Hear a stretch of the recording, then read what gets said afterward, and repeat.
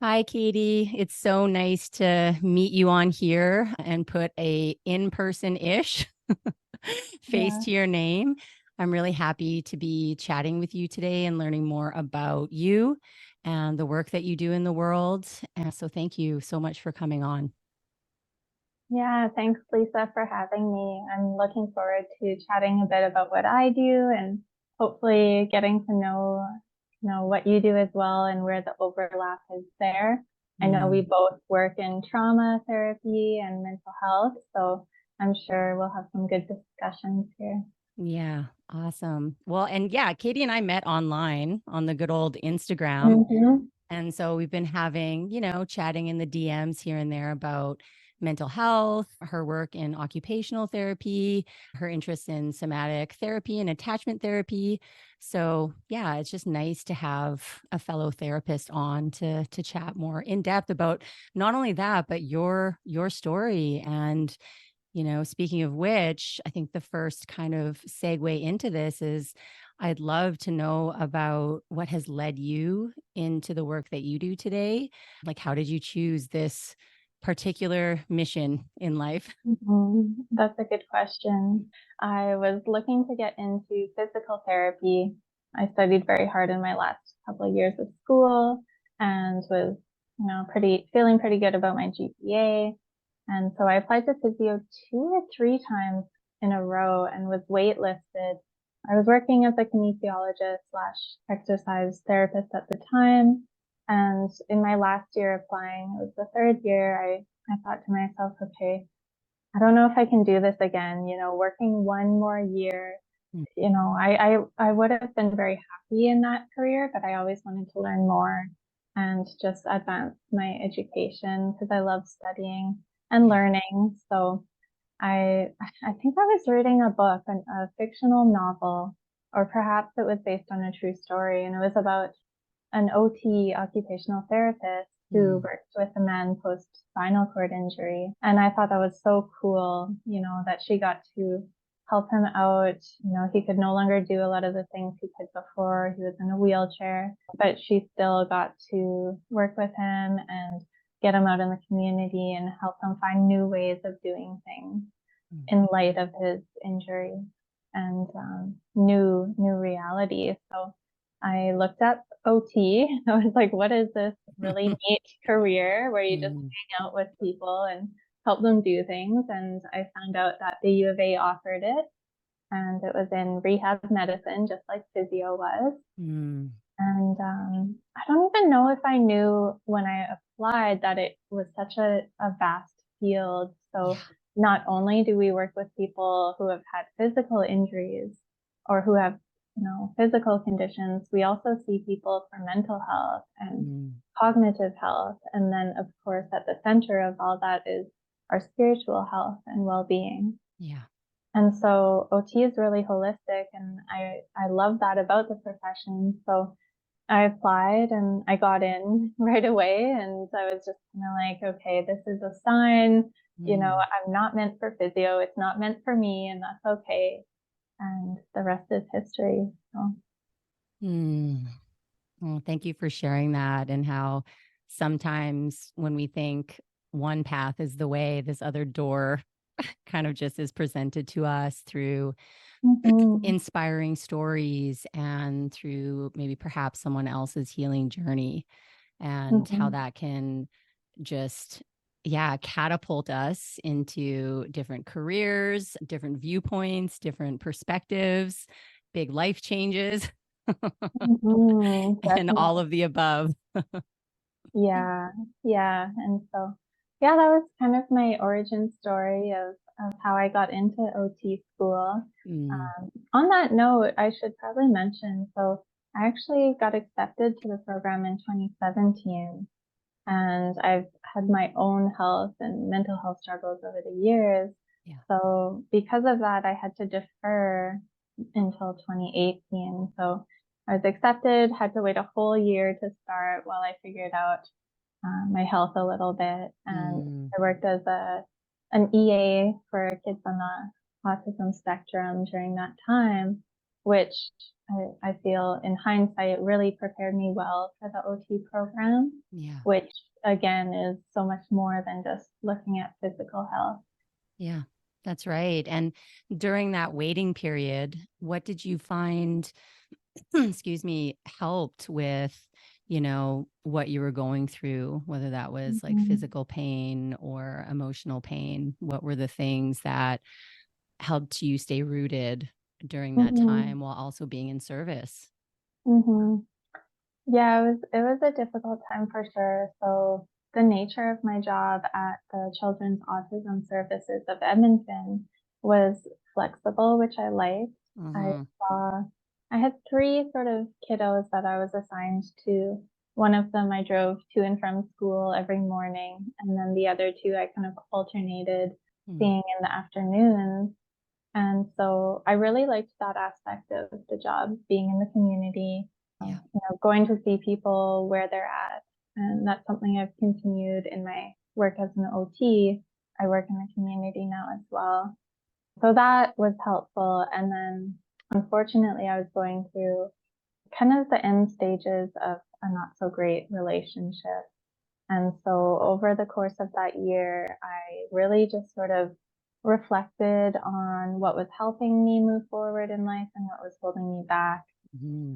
And, without placing blame on him or me, it was just the relationship was not working. We were Yeah. not working together to Mm. improve one another's lives. And so ultimately, I made the hard decision to leave the relationship and kind of focus on my future and what I wanted to accomplish. Mm. So, friends and family were very important during that time. Yeah.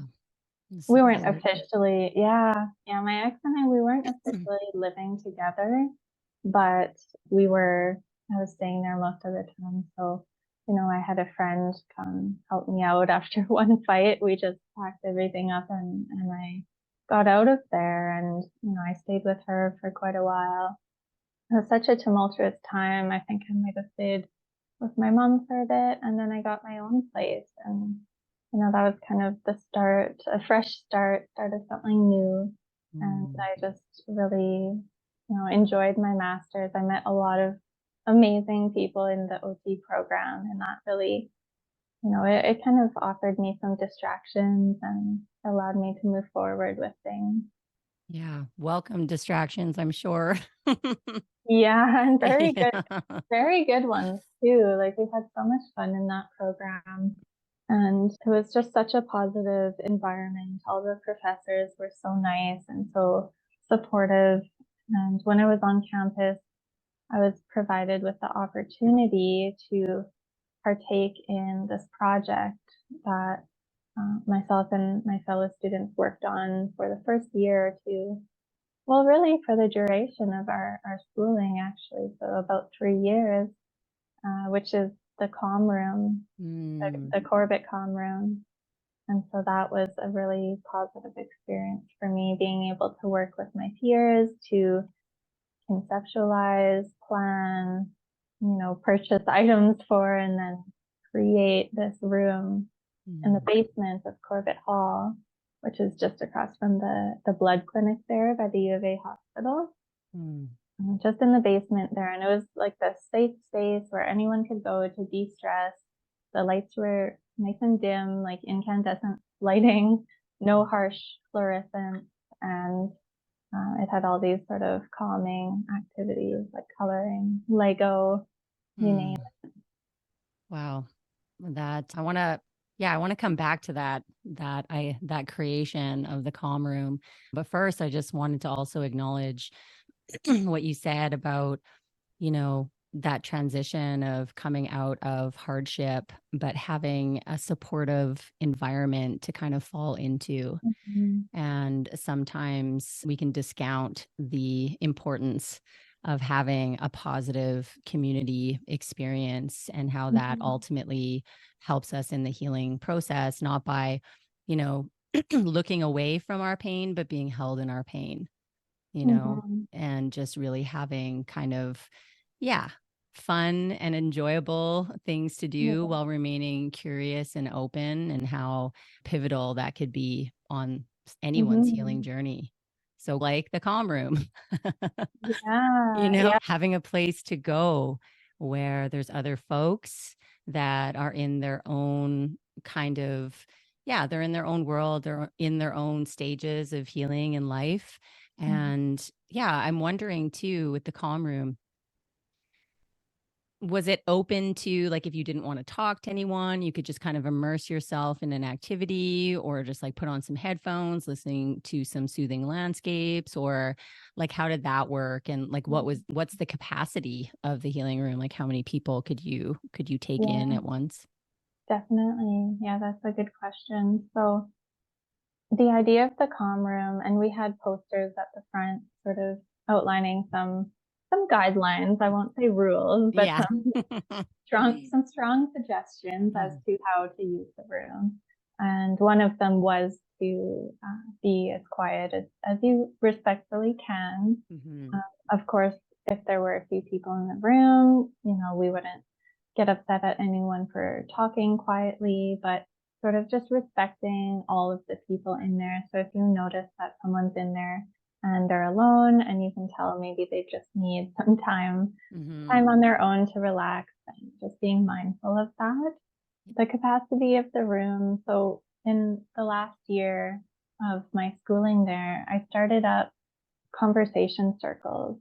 So we would Mm. have anywhere from 8 to sometimes probably 12, 14 people in there, Yeah. and we would just speak to one another and talk about different topics, whether that be resilience or time management of students, stresses Mhm. of Oh students, God. Yeah. all types of topics and questions. So, it could hold about that amount of people, plus maybe a bit more in some of the other spaces. Mhm. We had a kind of more like a living room area. It was all open concept. It was a living room area, and then more a table with the crafts, and kind of closer to the cabinets. And I guess you could call that more the kitchen area. Mhm. And then we did have the back right corner, which was more of like a meditation, yoga, stretching area for people. And it was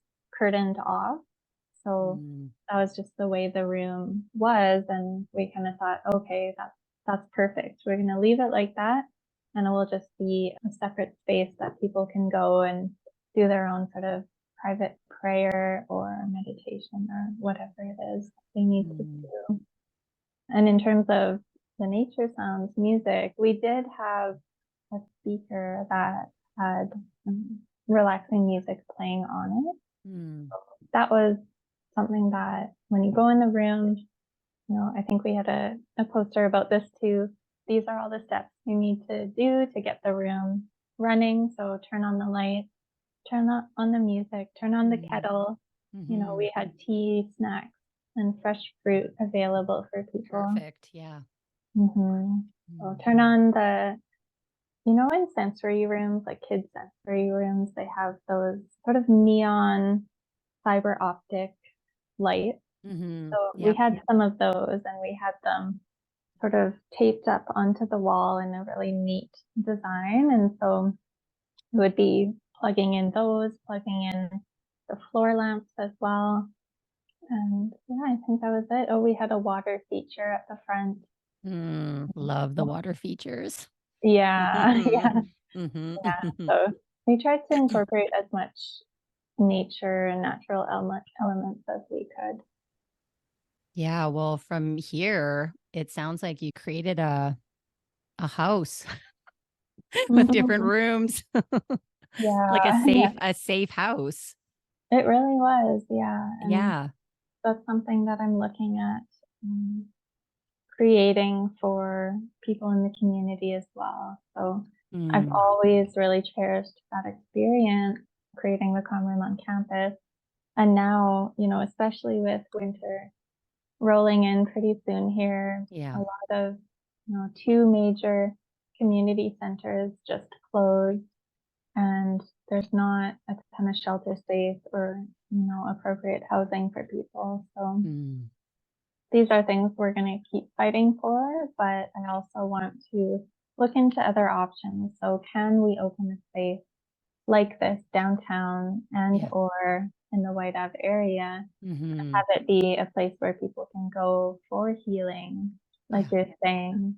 So having more open space where people can just go and be, and then also more of those sort of private rooms for one-on-one treatment. Yeah.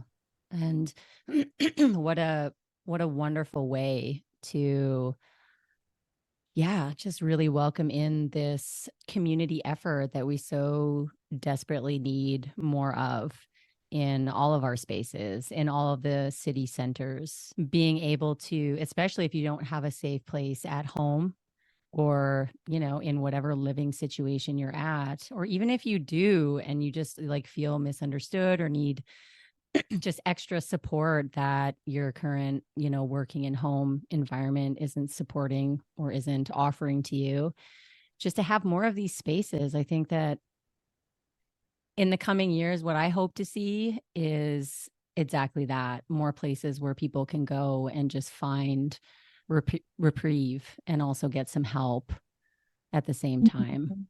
Yeah.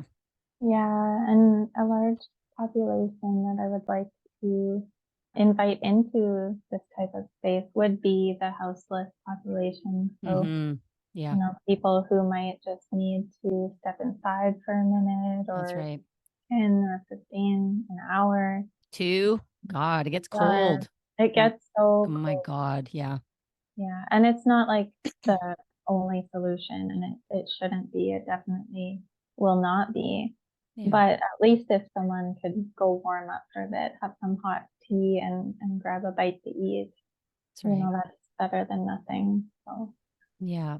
And we talk about, all the things that are going on currently in our global climate. And I mean, having basic needs met so often goes overlooked.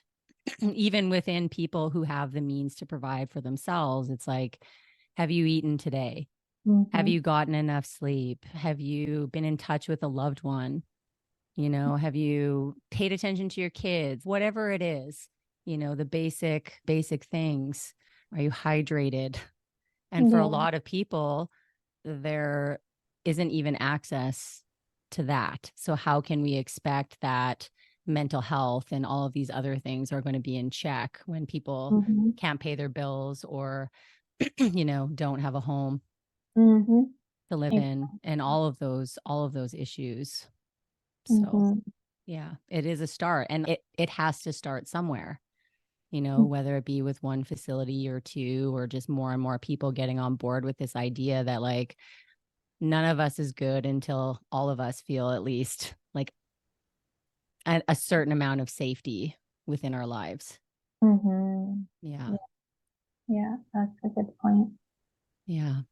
So on that note, also wondering how, because you've spoken before of, your journey with pain, chronic pain, and also being as a support person to other folks, just wondering how that has played out in your life and how you manage that in the day in and day out, if it's still a factor for you daily. Cool. It very much is so.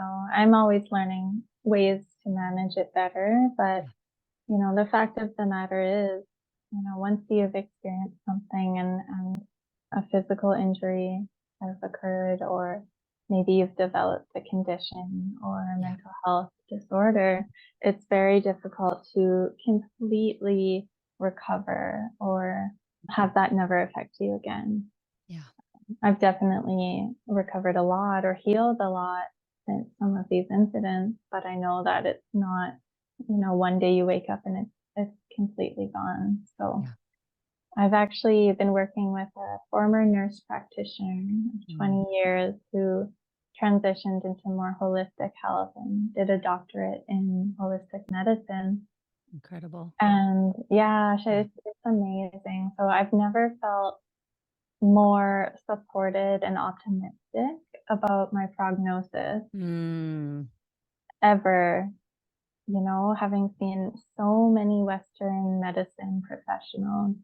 yeah, And it's just a breath of fresh air, really. We've been talking so much about, my childhood and development, all sorts of factors that really aren't considered very often that's by, right. a doctor or someone you Yeah, might see at the hospital. Not to say none will, but I find the large majority do not that's get right. that in depth. So, some things we've really uncovered are, it's interesting how far back it goes because, I could say I have chronic pain from this injury or my car accident or my water skiing accident when I was 7 years old. But really, it goes back to I was born with chickenpox. Both my mom and I had chickenpox when I was born. And I Mm, was jaundiced and I was put in a incubator for a while to recover. yeah. And so I didn't have that, closeness to my mom right away. Mm-hmm. And my mom struggled with postpartum depression. So, Yeah. things weren't easy from the get-go. And so I was kind of joking with this practitioner I recently started seeing about how, oh, maybe I kind of feel like I was a fighter from the beginning. I had Mm-hmm. to fight for my life from the start, and seems like I've never stopped. Yeah. And I've had, multiple incidents. Like I said, the water skiing incident when I was probably 7 years old out at Pigeon Lake. We would it was basically tradition. You had a kid, you waited until they could walk and maybe run, and then you put them on water skis, right? They can handle the ground, they Right. can they can move quickly on it. So what's the Mhm. next step? So, they'd throw us in the lake with our water skis bobbing up and down. Thank God we had life jackets on. They threw us the rope and said, okay, we're going to step on the gas, pedal to the metal because it needs to be fast in order for you to get up Mhm. top of the water. And you're just sitting there, probably cold. It Yeah. was always cold, Always like cold. shaking. And then, next thing you know, they hit it and you're up. And Mhm. I was so scared the first time I did it. I did it many times after I fell, but I think it was the first time I ever did it. I fell and I didn't let go of the rope Mhm. because, you're in the middle of the lake and you Yeah. don't know what's down there. You're a kid, Scary. so, Yeah. you're scared. And so I'm holding onto the rope and, water's pushing against my neck and getting in my lungs stuff. And then I hear everyone yelling, let go of the rope. And so finally I let go. But that was, a big one. And even before that, I think I fell down the stairs and my arm got caught in the banister. And, Yeah. maybe I was just a clumsy kid. I have these stories, a collection of stories from over the years. Mm. In 2010, I was in a highway accident with my friends coming back from Jasper, and we hit black ice. Our cars So fish scary. tailing, Yeah. so scary. Yep. And to avoid hitting the semi, we went into the ditch. And it's not much better, but it's better than having your car torn apart, Yeah. right? So, Yeah. neck damage from that too, and probably a bit of brain jostling around in your skull. And yeah, so that made it really hard, and it still does make it hard some days to sit at a desk for extended periods of time, Mhm. or um, you name it, hold a book up so you can read it. Yeah. And yeah, so that's kind of those are pretty Mm. key physical injuries I've had, and then some rolled ankles in basketball. And then yeah, it just it seems like there's always something new, but you have to keep going, right? Yeah. And you can't let these things hold you back in life. Yeah. Yeah. It's so true. And I mean, from the work that I do with clients, a lot of the folks that I see come in with these attachment wounds, as you spoke to, when Mm-hmm. you don't have enough time to bond with the mom, or if you come in with something serious that's going on, all of these things, because we're just piggybacking on our parents' nervous systems for the first however many years of life, we're learning how our world is through the lens of our caregivers, right? So Mm-hmm. when we're incubated and don't receive enough touch, we're not held by anyone during those first few formative days or weeks or months or however long, that leaves a mark, and what Mm-hmm. that can look like sometimes later on in life is loneliness, fear of abandonment. All of these things come up, and we're so resilient. As you said, we don't stop going, but there's these things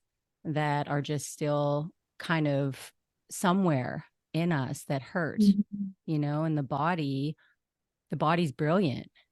It just keeps on compartmentalizing all of these little events and storing them in different places within us.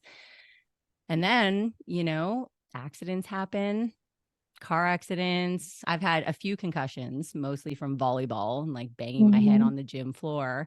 But I've had a Oh. few car accidents, which, I've reworked through somatic experiencing, which is like a brilliant way to allow any kind of activation to relieve itself through the body and through the higher brain functionings. It's really incredible to watch how the body will hold until it doesn't need to anymore, and that doesn't mean that all of our aches and pains just suddenly disappear. Like you say, you just wake up and you're healed. There's a lifetime of things that we've been through, and it's not necessarily just the physical aspect. Oh my God, Mm-hmm. this water's cold. I'm frozen, and it's not even necessarily like the impact moment of the water hitting you. It's like those things are all part of the Mm-hmm. overwhelm that happens when scary things happen to us when we're kids or when we're adults.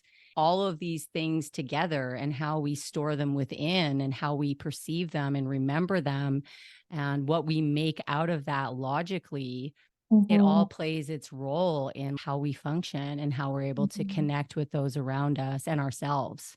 Yeah. Yeah. And so thank you for sharing all of those with me, because if you're human, excuse my French, or not, but you're getting fucked up. If you're human, you're getting into accidents, you're, having all of these different things, these ruptures happen, these hurts in relationships, it's life. And Mm-hmm. we came here to experience life. And sometimes life is hard, Mm-hmm. you Yeah. know? Yeah. And Yeah.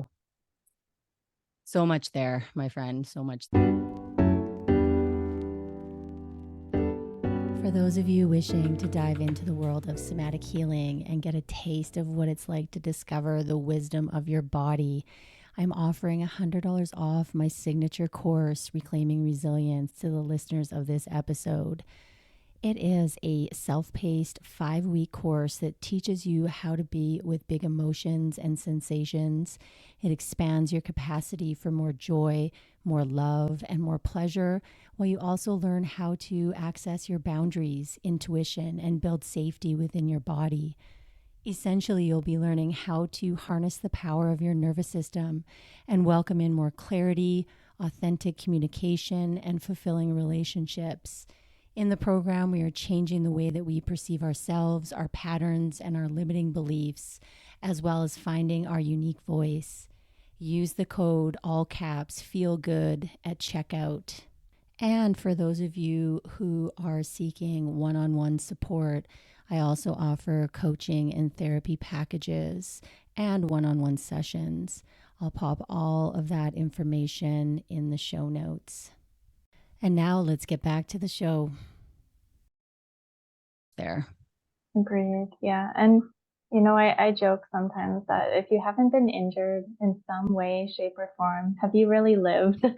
Like at least I can say I've lived. That's I've done a right. lot of really neat things.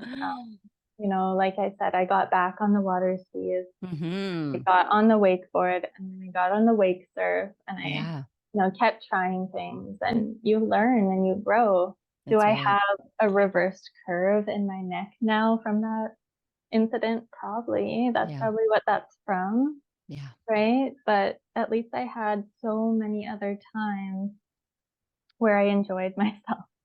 Yeah. That one time wasn't great, I won't lie, Yeah, but of the course. times that were amazing. That's Like right. I feel so privileged to have grown up at a cabin and had opportunities to, hop on a wake surf or whatever my uncle makes. I think it's wake surfs. He actually makes them himself. Yeah. And at sunset do wake surfing or Hmm. things like that. So, It's beautiful. you can focus on the negative and there is a time and a place for that, but you Yeah, can also see the reverse of it and say, okay, there's two sides to the coin. that's right. Yeah. You did some really awful things, but you did some amazing things too. Yeah.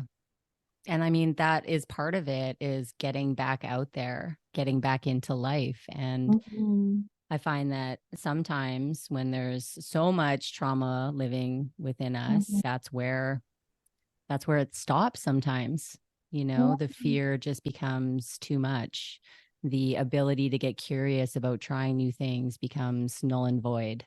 You know, Mhm. the the ability to meet life's challenges becomes completely overwhelming. So it can be either of those things. And I don't always think that there's not a lot of choice in that when the body is really doing or in Yeah. a trauma response.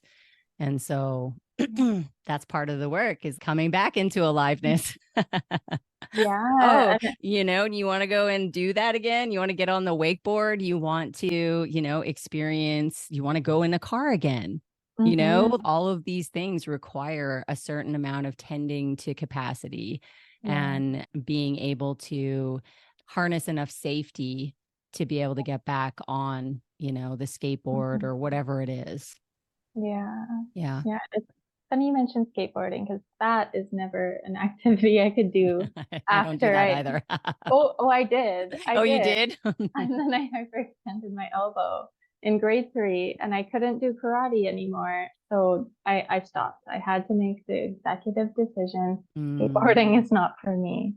But yeah. there are many other sports and activities I've, continued to do even though I've been injured in Yeah. them. Yeah. And a lot of that has to do with the role models I had. Like That's I right. I have a dad who's extremely adventurous and determined and, you know, I guess some might say stubborn, but if something would happen and we'd get hurt, of course there would be that sort of like, oh, are you okay? But then, not too much babying, just Right. enough so that you felt like they care about me, but Yeah. not so much that you're so worried that you're never going to do it again. Yeah. And you Yep. know, over the years, it's just I'm so blessed to have been given so many opportunities to engage in all these sports or participate in them and play on Mm, teams and travel and go skiing and snowboarding. And so I just want to bring those experiences to others as well. yeah. And when you were talking about the trauma stored in the body and how that sometimes prevents us from doing things Mm, after an injury or accident, that's, I'm so interested in the overlap between what you do with somatic experiencing yeah. and the work I do with my clients through prolonged exposure therapy. It Yeah. sounds like there's so much overlap because Yeah. I talk to my clients about how when you're in an experience that's traumatic or you're injuring yourself, the body goes into that fight or flight mode. Right. Your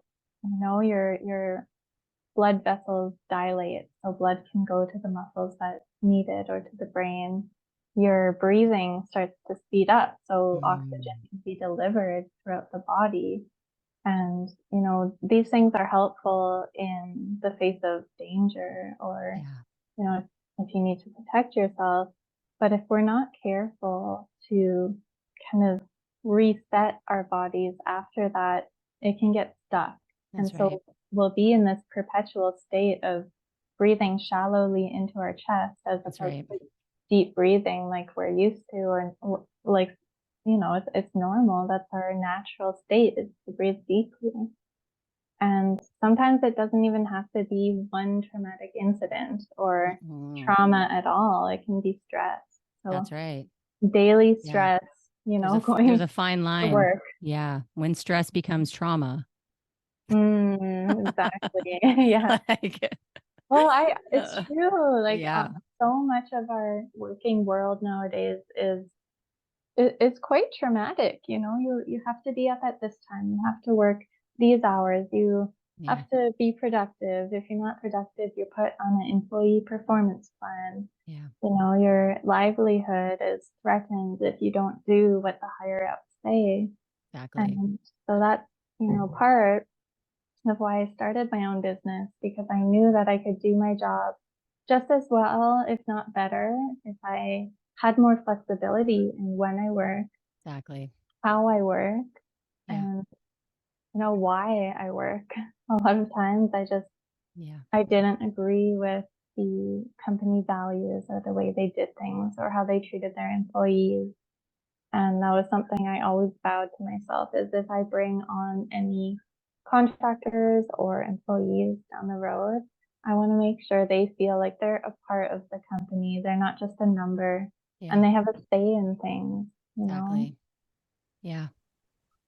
Yeah. The way that we work as humans is not very holistic. And it doesn't really encourage mental health and bonding and community building and all of those things. So you're right. When stress becomes trauma, and if you're in that environment, especially if you have also workplace bullying, Mm-hmm. right? You're not included or don't feel included. I mean, if you have relational wounding, that again, that fight, flight, fawn, appease kind of response going on, that's really limiting your ability to connect with others in a vulnerable way that feels open and Mm-hmm. caring. Right. So, yeah, appropriate when you're in a situation of danger, not so much when you want to go out for lunch with your Mm-hmm. coworkers and you can't speak and it's the social anxiety takes over. So Mm-hmm. all of those things, they're very, they can feel like who you are. When sometimes when we get to the bottom of what's happened and what's been lingering in the system and getting more in tune with the ways that, our needs weren't met when we were younger or in our relationships, perhaps we've been in an abusive relationship or, whatever. Perhaps our environment wasn't safe. Those things we don't get to decide which of those things stick, Mm-hmm. right? And that's why two people can experience the same thing, but have two completely different outlooks. You've got one person that had a really great, we'll say great upbringing, where they had supportive parents that maybe didn't baby them, but they knew that they were there and supportive and all of this stuff. And on the other end, you have, maybe a person that didn't get the care that they needed. Maybe their parents were working through trauma and were unavailable emotionally and focused on their performance rather than like seeing them as a whole Mm-hmm. person. You put these two people in the same accident, one of them is going to get PTSD and one of them may not. What is your load like? Yeah. What is the body holding on to? And that's different for everybody. It's Mm-hmm. so individual. And, that's why I also enjoy working with the nervous system, because even though, we can be so different, the nervous system reacts pretty predictably when it comes to certain elements, and so I think that there's a time and a place for everything. And I think that when, the body wants to speak, to have someone to witness that and hold a space for that is so incredibly important, because Mm-hmm. scary things happen when the body is releasing trauma. Things happen when the body is releasing trauma, whether that be like shaking or trembling or, having overwhelming emotions come to the surface. That's what I love about somatic experiencing and attachment. It's a more gentle approach. We're just going around the edges of the places that feel like too much so Mm-hmm. that people can over time, build this ability to be with hard things. And what that equates to is just more self-compassion, more of an ability to show up in life in different ways for many people, And yeah, just being able to get curious about things again and to play a little bit more. Yeah, yeah, Yeah. it's so interesting. It does sound similar to like the exposure work I do with clients. Yeah. So, Yeah. for example, in exposure therapy, we talk a little bit about the trauma, which we call imaginal Hmm. exposure therapy. So I guide clients to tell me how they were feeling at the time. What were they thinking? Right. What thoughts were Exactly. going through their mind? And we do that for a session or two, and then we create what's called the fear hierarchy. So Mm. a list of feared activities, things that they've been avoiding doing because it reminds them of the trauma and Yeah. it's distressing, Yeah. right? Yeah. And then we rank it. So we go from 0 to 10, not distressing at all, 10 out of 10, the worst distress ever. And we Mm. place each activity along that hierarchy and then gradually work through them. So we're not saying, okay, this is distressing. You have to do it again right That's right. away. Get over it. Don't worry about it. We're Yeah. saying, no, we know that's a 9 out of 10 for you or a 10 out of 10. We're not going to do that right away. Yeah. Maybe eventually, but let's start with a 1 or 2 out of 10, Yeah. and you Yeah. might already be doing that 1 or 2 out of 10, but when you're doing it, you're extremely dysregulated and overwhelmed and, Yeah. not having fun or not able to just enjoy it. So Yeah. let's try that to start. Let's get you feeling better while you're doing it. And then we can Mm. progress. We'll do a 3 out of 10. If that's okay, we'll go to a 4. Yeah. If that's not great, we'll do the 4 again. Let's get you feeling comfortable again. Yeah. Yeah. Absolutely. And I think maybe, and you can tell me if this is true, I don't know, but based on what you just shared, I think maybe one of the differences is that I'm looking for in session what the body offers up. And so when I say that, I mean, like, if we start to talk about a certain subject and I can see, Mm, someone's color leave their face, or they're mhm, telling me yes, but their body is doing this.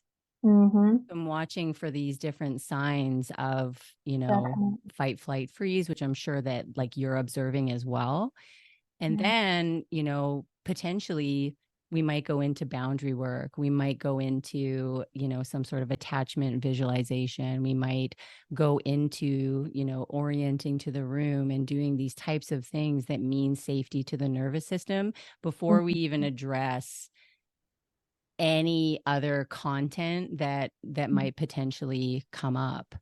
So yeah, it's hard to explain. I find it so difficult sometimes because it is such an experience, as I know it is with mhm. your work as well, because there is an element of education. I'm Definitely. a very logical person, and for myself to be able to learn and to integrate these things, it requires a certain amount of, okay, I need to know what's going on here. Mhm. But then when the body starts to speak in this language that like everybody's just learning about, it's like, oh, okay, there's this whole other thing that's happening beneath the words that I'm speaking, Yeah. and oftentimes the two don't match up.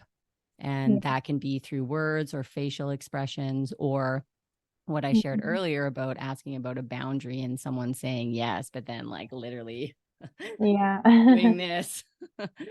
And so, it's fascinating work. Yeah, and that's a good point. I often work in conjunction with psychologists or Hmm. other counselors or Yeah. therapists. And if I have that resource there, I'd love to let them do the imaginal part or the Yeah. somatic experiencing or the EMDR, that Hmm. more sort of visual and experiential component where you're just within your body Yeah. and talking through things and setting yourself up for going out in the community and doing some of these scary things.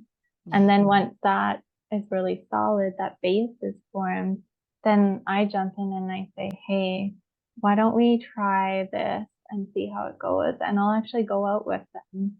Uh, Incredible. Yeah. sometimes, sometimes they'll do it on their own, my clients, but Yeah. oftentimes we'll go together and that way I can see, okay, we're we're walking around the bus depot here and you're saying that you're okay to walk this way, but it doesn't look like you're really okay. Yeah. So, maybe should we walk around the perimeter a bit more?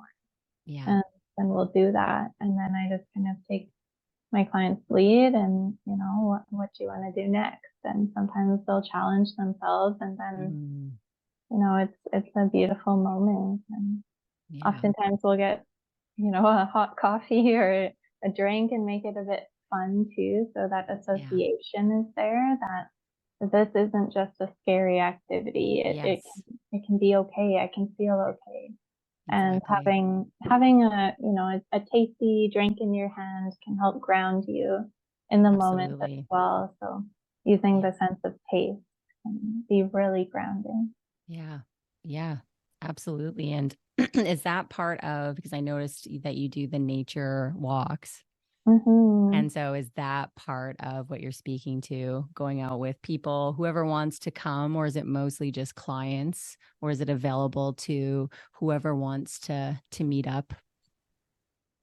Yeah, so it's actually not clients at all. So it's just purely community walks. Anyone who wants to come can come. Everyone's invited. I haven't been doing them as consistently as I would like to. Things have been pretty busy around here, and my sister just had her bridal shower, and I was the head of that. I was in charge of it. So it's a lot of work. It was a lot, yeah. But it's also awesome. Yeah. Oh, it was so fun, yeah. But now that that's settled down a bit, I'm going to get into a bit more of a rhythm with the walks again, and hopefully set up some more consistent days and times. Of course, considering the daylight.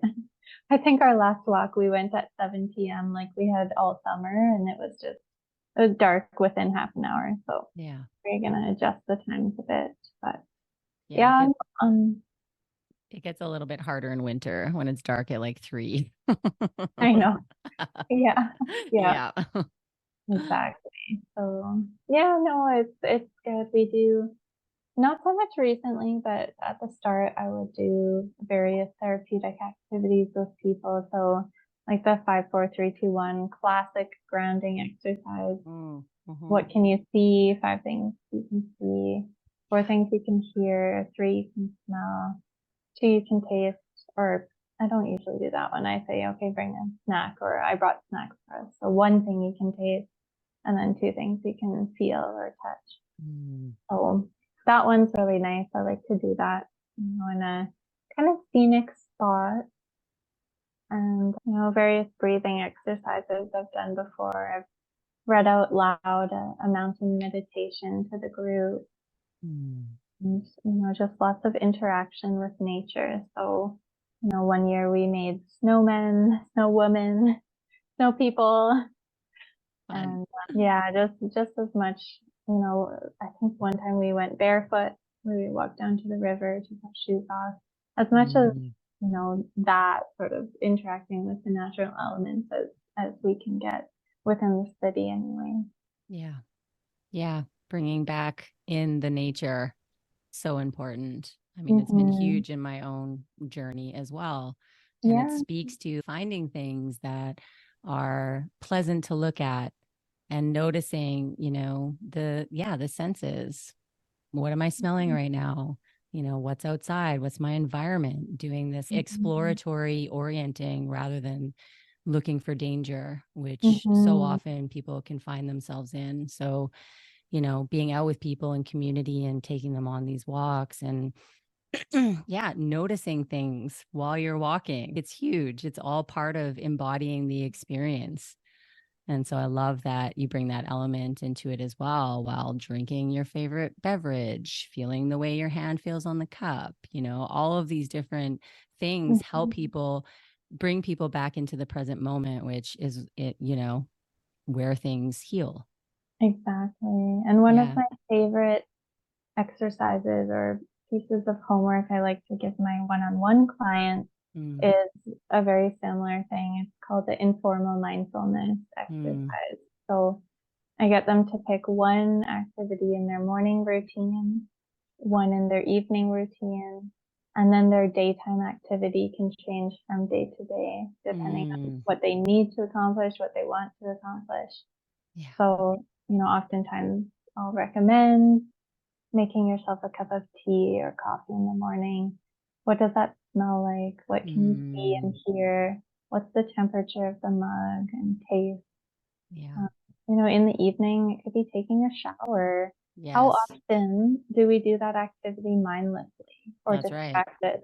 Yeah. But taking a shower is such an amazing, like healing, really, activity. The water's over your head. It's nice and warm. Like in the winter, I love a good warm shower, and in the summer, taking a cool one is really refreshing. I'm not one of those people who can do the hot cold in the winter, but I tried it in the summer and it was really nice. Yeah, I've also experimented with hot cold in the winter, and and it's also one of those things that, again, depending on what state you're in, throwing yourself into an icy cold bath might not be the best thing for your nervous system, depending on where you're at. Not everyone can handle the same things, and I don't think there's anything wrong with that. I think that that's beautiful, and that's what makes us who we are. Is what is, delicious to one person can be completely off-putting and just a terrible thing for someone else.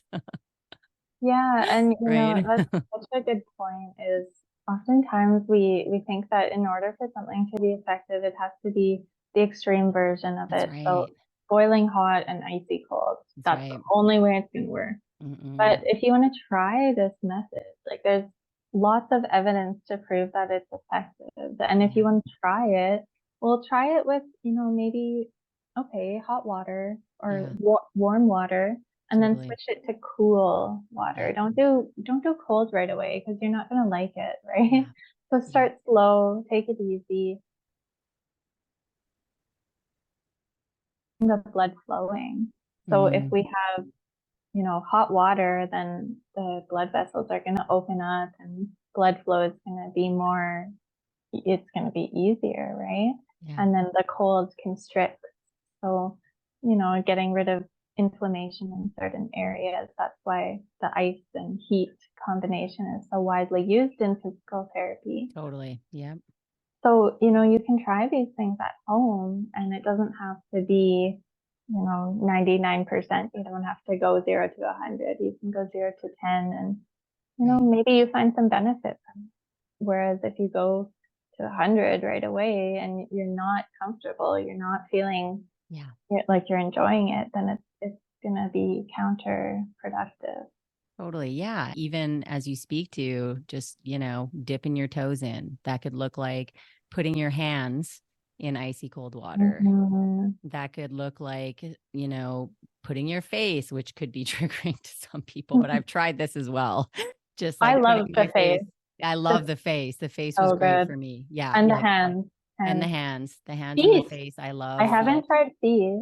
Yeah, no, I haven't done the feet either. Cause I Oh. really enjoy when my feet are like toasty warm, but it would be Mm-hmm. a good experiment. But even just that, right? It's like you don't have to go all in before you make a choice about like doing, this thing. Maybe start with just that first and see how you tolerate it.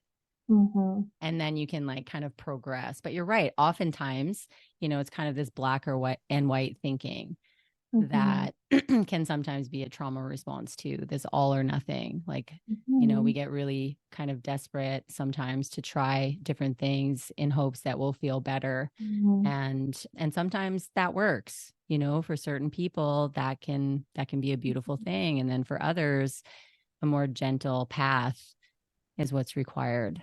Yeah. Mm-hmm. Yeah. Yeah. Yeah. I lied. I did try feet. Oh, you did try feet. You're Yeah. remembering the feet. And how is Well, it? I say I tried it, but I didn't choose to try. Well, I did. I Ah, did. I was recently in Waterton and we're walking, doing this big hike. And, of course, whenever there's a stream, a river, or waterfall, I want to go right down close to it off the beaten path. of course. And Yes. so we're right down there. We're walking from rock to rock, doing really well. And then, of course, my foot kind of slips into the water a little bit.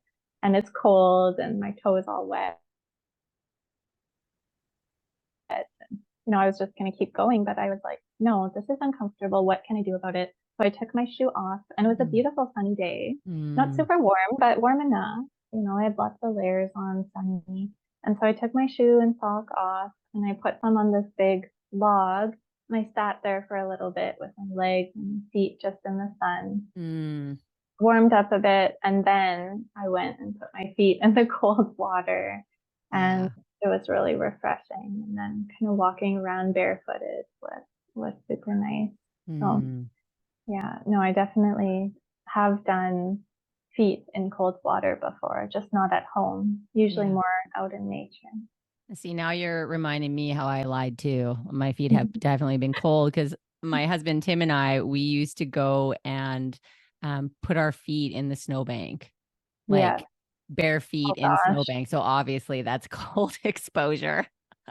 Yeah. I'd forgotten about that, but which was also refreshing, even though I said Yeah. I tend to like, a little bit more of a warm foot, being barefoot, especially in winter, because, we can't really put our feet on the grass because everything's covered.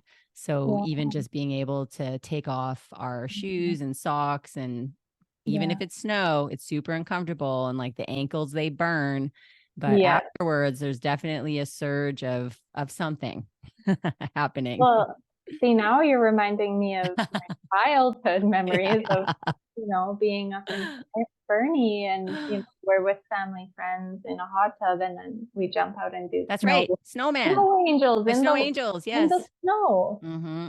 So like I used to be so brave. I Girl, don't know what happened. we've been doing hot cold therapy for a long time. We just didn't know it. True. Exactly. So Fun. yeah, I mean, it reminds me of a lot of good memories, just being with family and friends and hot tubbing, Mhm. and being extra warm and cozy, but then a little bit uncomfortable. But also, that's life too. Yeah. Yeah. Yeah. It's funny how, because no adults were around, just us kids thought, Right. hey, let's do this. We were probably getting overheated in the hot tub. Yeah. So one of us was like, I want to go in the snow. Yeah. Obviously, that's the coldest thing around. Yeah. It's just innate and Innate. natural to balance out our temperatures, our hormones, our mood. Yeah. Finding Yeah. that balance in life is so important. Yeah. Exactly. And how when we get out of the way, we can really just notice these things, these health Hmm. giving things that sometimes we tend to overthink and, put ourselves into boxes. And don't allow ourselves the time Yeah. to do, right? In busy life, how much of your calendar is white space? If That's you're right. anything like me, I love filling it up with, every section I want to have something booked in there. And it makes me uncomfortable almost to see white space in my calendar because I'm like, Mm. I'm not being productive, I'm not doing something. But then if Mm. you think about it, even if you give yourself a break of an hour, you're Yeah. going to do something. Whether it's just, even if you're sitting meditating, that's something. Yeah. Yep. And why do we always have to be doing something, right? We really don't. It's just Totally. the way our society makes us feel, which is that we have to do something. And if Mm-hmm. we're not doing something, we're not worthy or valuable, or Yeah. there's something wrong with us. But Totally. some of my most creative moments have been those times where I've had a few hours or a couple hours to myself just to be. Yeah. Yeah. And circling back to that idea of when stress becomes trauma, Mm. there's no white space. There's no white space. You have to Mm. make some white space in those calendars. I mean, it probably took me, as I burnt out hard in my mid 30s, early 30s. And just, yeah, when the body says no, that's basically what I was Yeah. experiencing. And Mm. yeah, just found that this whole attachment that I had to being productive equaled me being worthy, and the attachment stuff that came along with that in our society, not just through our caregivers and, because we all learn what we learn from someone at some Mhm. point. But it's this collective idea that people are starting to recognize more and more that like, no, like we're valuable because we're here. And that took me, I can recall this one time I went to a friend's cabin out in the middle of nowhere, Barhead. You know where Barhead is? Yeah. And so it was middle of January. And so freezing, it was an off-grid cabin. And I was like, nah, I just need to go out there and find myself. I'm just like going to not do anything, all this. Meanwhile, I had plans, and I'm not kidding you. I brought my guitar that I just bought that I didn't know how to play. I brought a sewing kit because I was going to learn how to knit and sew. And I was only going to be there for 5 days. Okay. Like, it's not that long. And what I found when I was out there, I'm like, oh my God, now I'm stressed out about my hobbies. I'm just telling you this story because all of that was so ingrained. Like, how can I fill the space? How can I fill the space? How can I fill the space? And it took actually quite a long time. I would say at least a few years, and sometimes still not as much. I'm quite comfortable these days with just like, I'll stare out the window, not doing anything else. I'll sit in a park. Exactly. Sit in a park, staring at the ground, whatever it is, and you're right. An hour goes by or however long, it could be 5 minutes, doesn't matter. But something happens, something creative switches on, something that I hadn't been paying attention to starts to bubble up to the surface. And now I've come to just adore that space so much so that, reflection and mindfulness and this ability to not equate my worth with doing. We're not human doings, right? We're human beings. So that saying, it becomes truer and truer with each passing year. Filling your cup looks different to everyone, but fill your cup in some way. Exactly. Yeah. There's been times where, same thing, I'll have all my art supplies set out in front of me, and I have every intention of creating something, and I can't do it. I can't even grab a pen. There's no inspiration there. And oftentimes I think, okay, well, being creative, doing art isn't that hard. It's not like I'm working. It's not like I'm thinking really hard, because I could just let the pen flow. But at the end of the day, it's still an activity. You're still producing something. It is productive. And so, maybe that's not the time to be doing art. Maybe that's the time to be listening to music. Or maybe it's just a time to be lying there on your couch. Yeah. Just rest. Well, and that's why I'm such an advocate for getting to know the body, because in those still moments, there doesn't have to be necessarily an activity that's outlined for that space, that white space. It can emerge. And when it emerges, I always find that that's the best time. If I'm just sitting on the couch or sitting on the floor and a song comes on, I want to dance or move. And that's exactly what I need, right in that moment.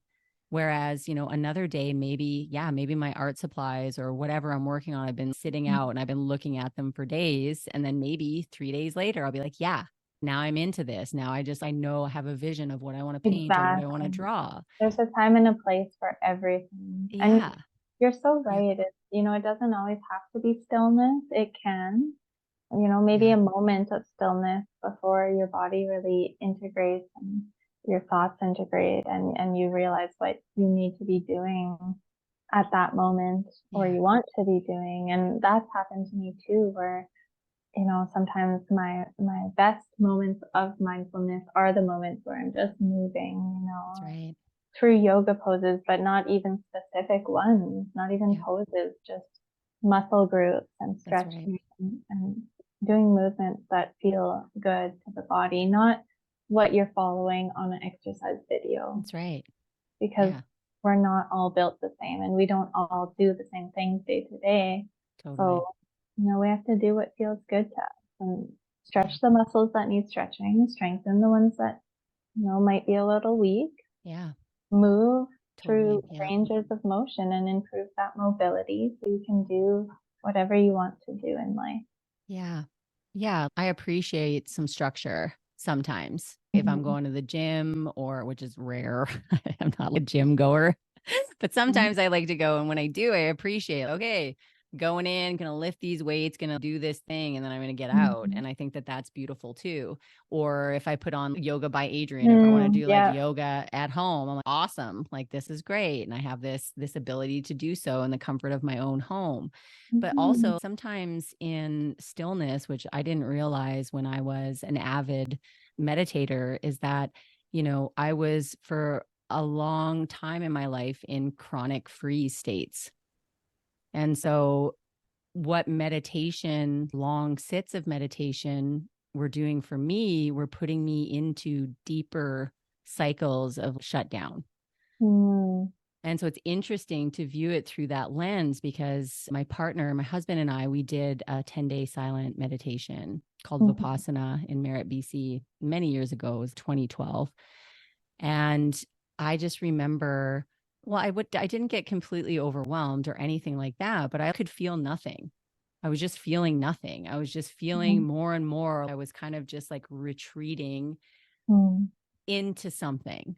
And that was previous to knowing about like having these memories of past trauma and all this stuff. So I didn't know what was going on internally. I didn't have this connection Right. that I do now. And so on the opposite spectrum, and again, everyone's so different, we went to Indonesia and did a silent retreat that was just silence, but you could move. So Mhm. you could move, Perfect. you could journal, you could do all of these things. And so it wasn't so austere. It wasn't just you sit, you sit, you Mhm. sit, and you're, just Mhm. there with yourself, which I mean, Yeah. for so many people, that doesn't cut it. And No. again, when I would talk to folks that weren't meditators, I don't know what it is about it. If I would just sit, I'll fall asleep, Mhm.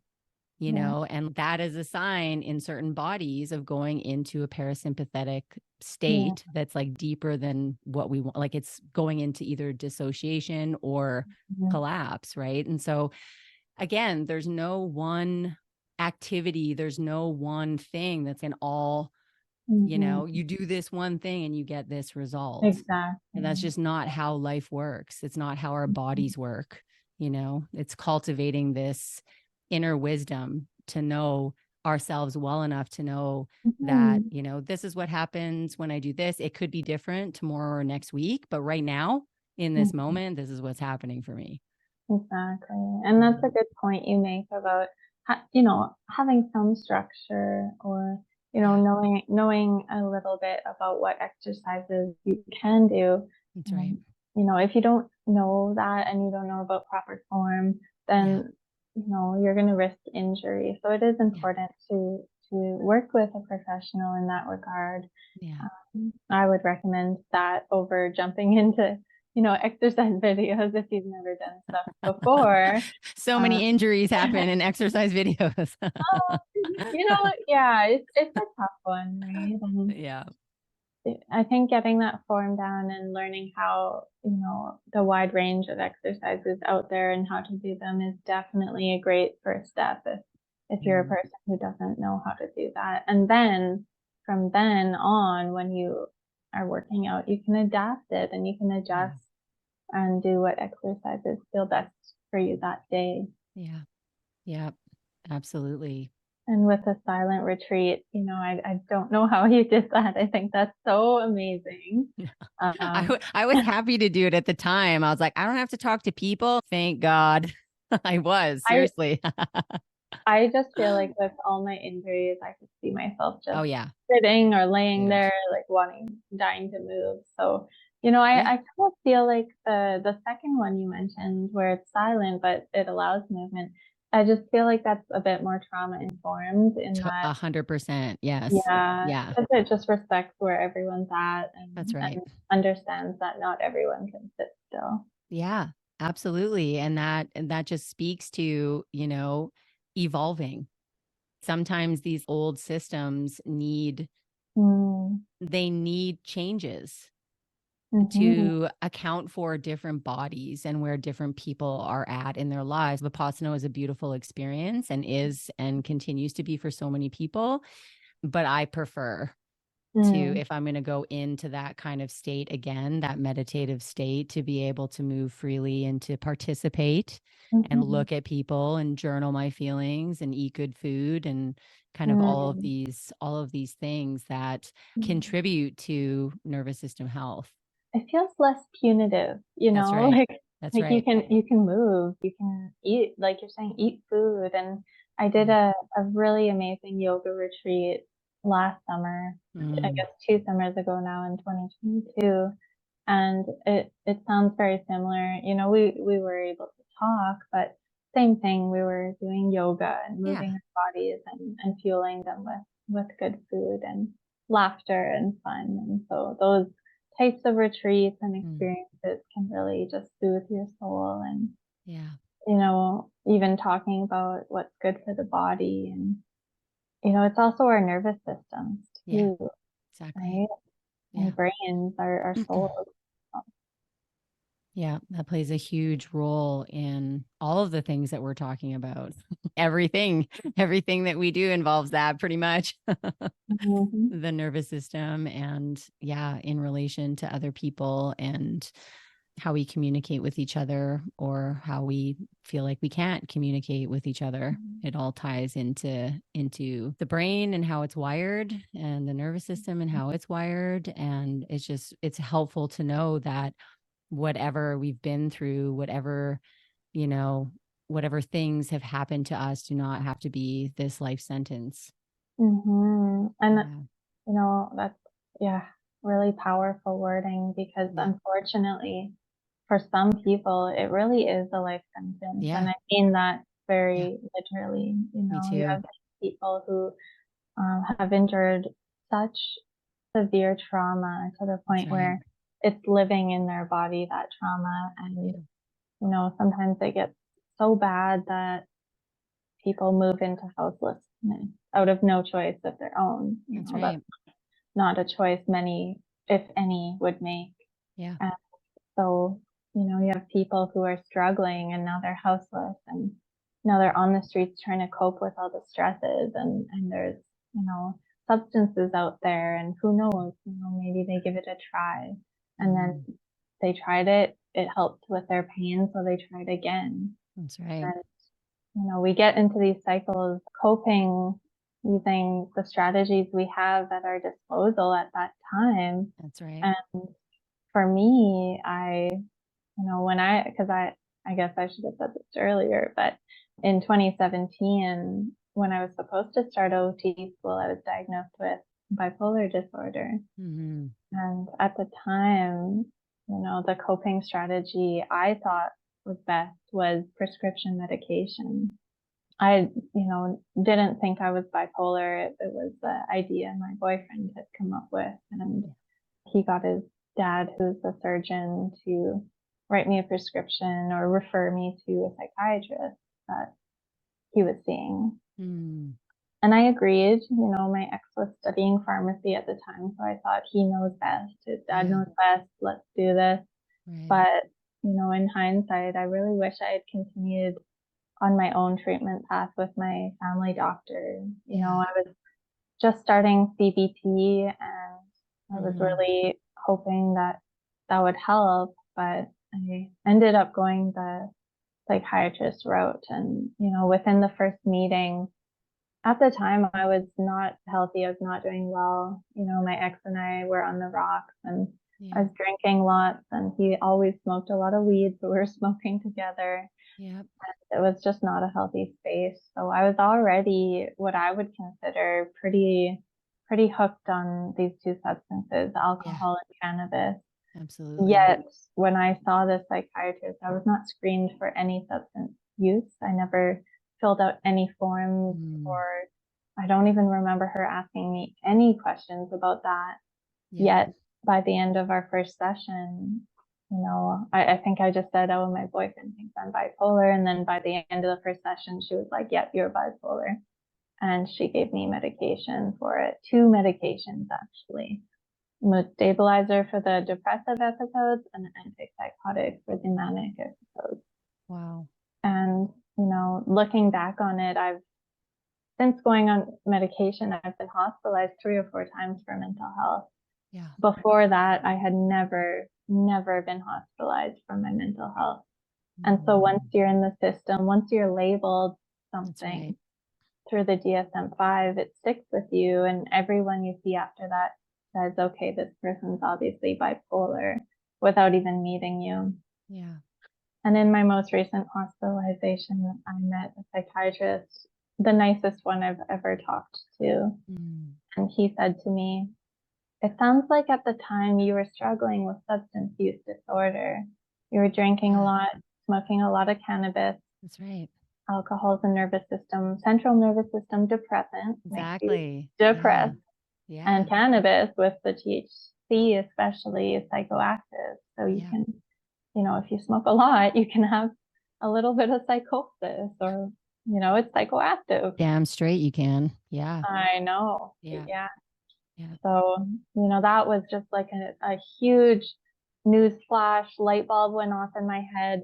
My bipolar diagnosis never felt right. It never stuck because I wasn't the one seeking out help for it. I wasn't the one being like, this is something I think I have. It was someone else labeling me. That's right. Someone else telling me you're having these mood swings. There's something wrong with you. Yeah. Without realizing the impact that substances we were using had a role to play and the dynamic. And the dynamic. Yeah. Talk about nervous system. Yeah. Overload. Yeah. You're totally speaking to it right there. In those times of pain and suffering, we just want to be better. Right. So, and sometimes what that equates to is giving our power away. You said something really important. You said, I didn't think that that was correct for me, but I went along with it because someone was giving me something to help, and while I do think that, I'm all for if there needs to be a pharmaceutical intervention for sure. I know many cases where, in the interim, medication and pharmaceuticals, they're great for certain people, when there's a correct diagnosis as well. And then certain times they're very, very harmful. Yeah. And, it's my case in particular, like I can't speak for anyone else, but it was so challenging for me because I remember first meeting my psychiatrist and getting in there and bawling. And it's like I didn't even know what to talk to her about. So I ended up talking about my parents' divorce. But in later sessions, it came about that I reflected and finally felt comfortable enough opening up to the psychiatrist about what was really going on. And, my ex-boyfriend, unfortunately, was not very respectful and didn't always take no for an answer. So there were times where I definitely felt like I was taken advantage of. Then to be sent to a psychiatrist by his doctor was just awful, and thankfully I asked for a different psychiatrist because they referred me to the one my ex was seeing, who was my ex's dad's friend. So you can imagine the frustration and the confusion and just, I was prescribed medication right away. And sometimes I think, okay, well, if I had actually been honest with her and not been so ashamed or felt so embarrassed by what had happened between my ex and I, and if I had told her, actually he did something to me that really impacted my mood. It impacted me, and maybe that's why my mood is up and down and I'm not wanting to be intimate with him. Would she have had a different answer? Or would she have said, that makes sense and validated it? Totally.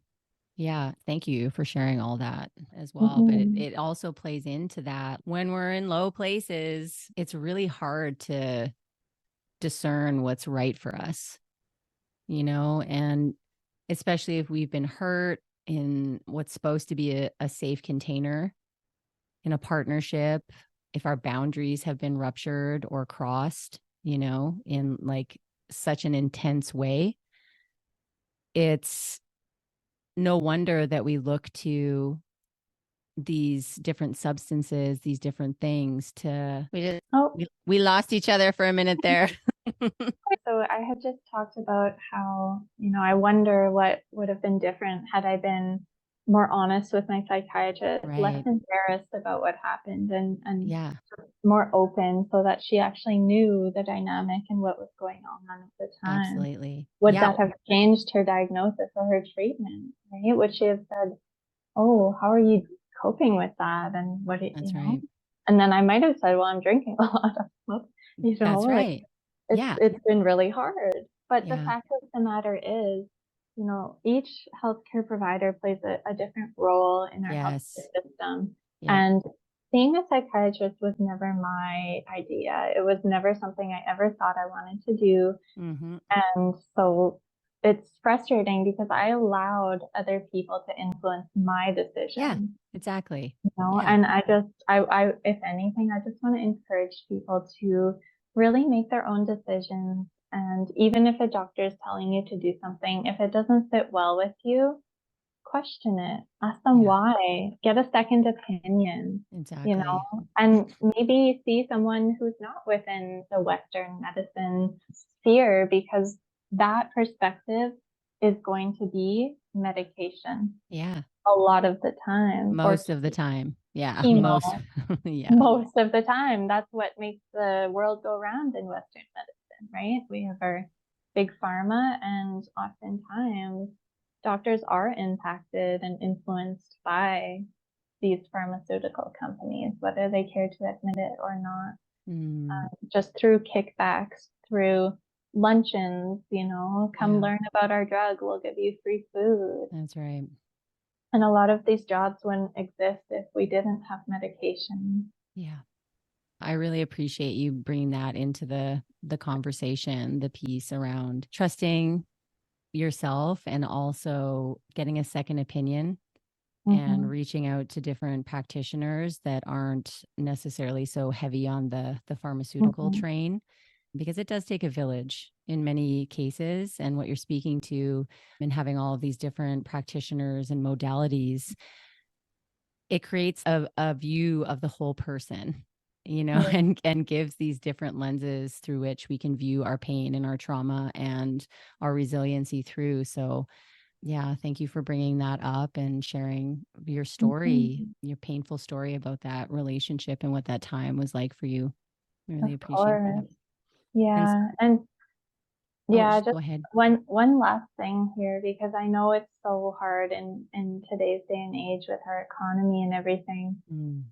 Of course, when we have this beautiful, well, it appears beautiful, free healthcare system, it's very good for some things, but free doesn't always mean best. And I went a long time thinking, okay, my therapy with my psychiatrist is free, not the medication, but the therapy is free. So that means it's good. The healthcare system has my back.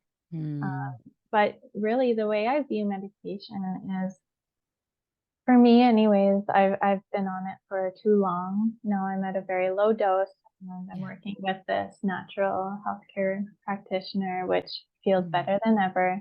But if you only do medication, it becomes a band-aid and you never fully heal. That's right. And so if I could have done anything differently, it would have been to realize the value of money and to realize that not everything that's free is good and is going to help you. Yeah. Right. And so, paying for a service that you wholeheartedly believe in and that you feel is effective. Yeah. If you can save up the money and put it towards your own health and well-being and livelihood, do it.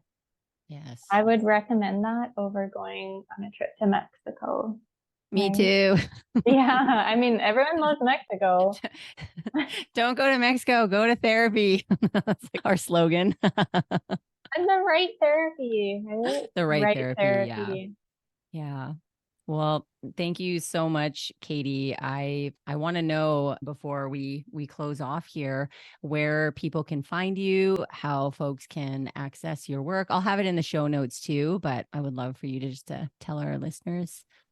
Definitely. Yeah. So my Instagram is got_direction_OT. So that's GOT_direction_OT. And I'm pretty active on there, so I highly recommend following me there. I do also post on Facebook occasionally, and that is Got Direction Occupational Therapy with a lowercase g and an uppercase OT. Wonderful. Thanks so much for having me. Yeah, thank you so much for spending this time with me here today and sharing so much of your journey. I loved our conversation, and I know the folks listening will also get so much out of it. So thank you, and I hope that you enjoy the rest of your evening. Thanks, Lisa. It was so nice chatting with you as well, and I'm sure we'll talk more soon. Yeah, sounds great. Bye for now. As always, thank you so much for listening. Life is busy, so it means even more to me that you are here. Listen, we've got so many great episodes coming up, so please make sure that you follow along on Apple Podcasts or Spotify or wherever you are listening. And if you appreciate these episodes, please do us a favor and leave a review and share the show with anyone you think this episode would benefit. See you again next week. Bye for now.